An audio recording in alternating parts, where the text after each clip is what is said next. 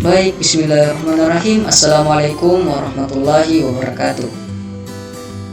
Pertama-tama puji syukur kita terhadap Allah Subhanahu wa Ta'ala karena atas berkah dan rahmat hidayahnya sehingga saya dapat menyelesaikan tugas PowerPoint saya mengenai tentang peran antik dalam pembelajaran bahasa Indonesia. Di sini saya atas nama Muhammad Hairul Nizam dengan NIM 21690103006 Prodi Bahasa Indonesia. Saya akan menjelaskan bagaimana peran antik dalam pembelajaran bahasa Indonesia. Pertama-tama, sebelum kita masuk kepada materi bagaimana peran antik, yang pertama saya akan menjelaskan apa latar belakang dari pembahasan kita pada hari ini. Perkembangan teknologi informasi dan komunikasi yang pesat beberapa tahun terakhir menjadi perhatian berbagai pihak. Arus informasi yang begitu cepat berubah sehingga menuntut kita untuk bersikap aktif dalam menghadapi perubahan tersebut. Wujud nyata perkembangan teknologi informasi dan komunikasi adalah internet. Hampir semua aspek kehidupan tidak luput dari jangkauan internet, baik pemerintah maupun swasta. Semua aspek kehidupan sudah menggunakan internet untuk mendukung kelancaran perolehan informasi yang serba cepat. Baik, setelah kita membahas bagaimana latar belakang mengenai PowerPoint saya, selanjutnya kita beralih ke pengertian teknologi informasi dan komunikasi dalam bidang pendidikan bahasa Indonesia.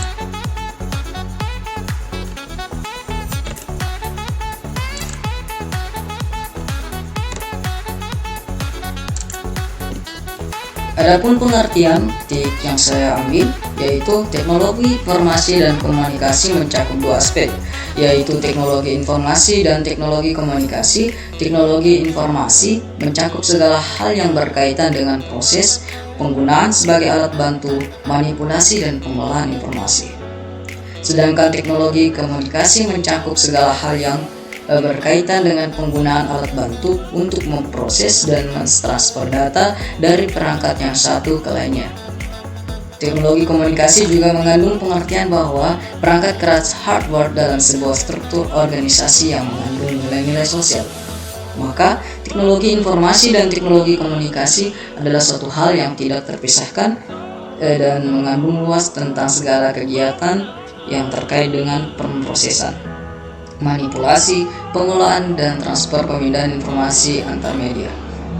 Sedangkan arti TIK bagi dunia pendidikan itu sendiri berarti tersedianya saluran atau sarana yang dapat dipakai untuk menyiarkan program pendidikan. Baik, itu tadi penjelasan saya mengenai tentang bagaimana pengertian TIK. Selanjutnya kita melangkah ke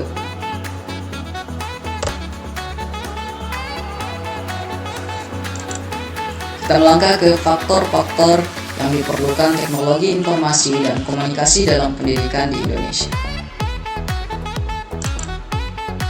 Ya, mengenai tentang faktor-faktor yang diperlukan teknologi informasi dan komunikasi dalam pendidikan di Indonesia, ada 3 poin yang saya siapkan, teman-teman sekalian.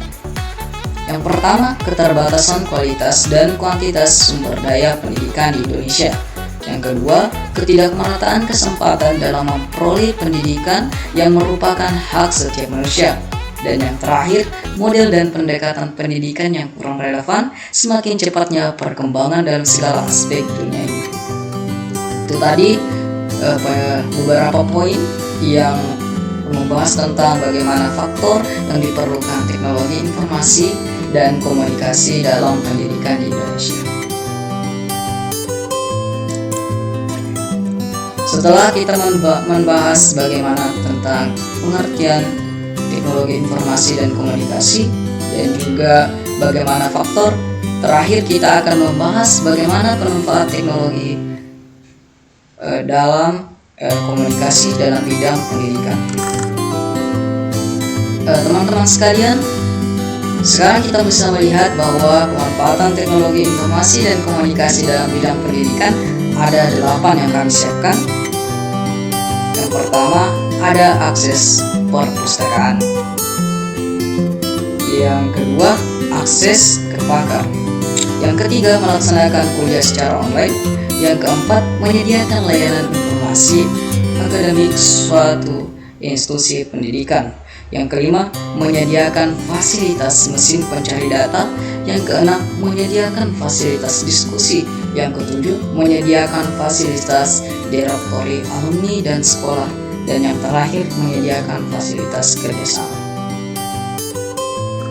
Baiklah teman-teman sekalian, itulah yang dapat saya jelaskan mengenai bagaimana peran TIK dalam informasi komunikasi pendidikan dalam bahasa Indonesia. Semoga apa yang dapat saya sampaikan dapat teman-teman mengerti. Jika ada kata yang salah, itu datangnya dari saya, dan ketika ada kata-kata yang benar, itu datangnya dari Allah. Cukup sekian. Assalamualaikum warahmatullahi wabarakatuh.